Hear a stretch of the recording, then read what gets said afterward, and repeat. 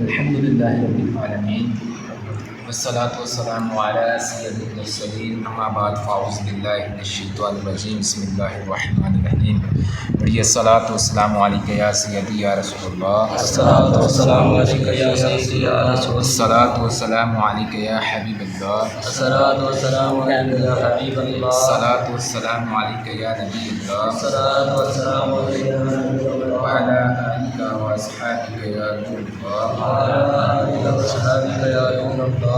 فرمان مصطفیٰ صلی اللہ تعالیٰ علیہ وآلہ وسلم ہے، جو شخص ایک بار درود پاک پڑھتا ہے اللہ پاک اس پہ 10 رحمتیں نازل فرماتا ہے۔ صلو علی الحبیب صلی اللہ علیہ محمد صلی اللہ علیہ وسلم۔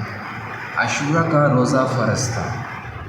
پیارے پیارے اسلامی بھائیوں، شروع میں عاشورہ کا روزہ مسلمانوں پر فرض تھا، پھر روزہ رمضان سے اس کی فرضیت منسوخ ہو گئی تھی۔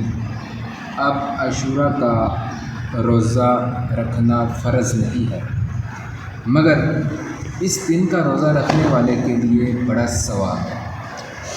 تو فرمان مصطفیٰ صلی اللہ تعالیٰ علیہ وآلہ وسلم نے نمبر 1، مجھے اللہ پاک پر گمان ہے کہ عاشورہ کا روزہ 1 سال پہلے کے گناہ مٹا دیتا ہے۔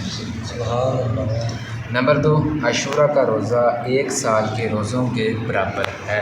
صلو علی الحبیب صلی اللہ علیہ ہمارا اصلی مقصد کیا ہے؟ مجھے اپنی اور سارے میرے لوگوں کو اصلاح کی کوشش ہے انشاءاللہ۔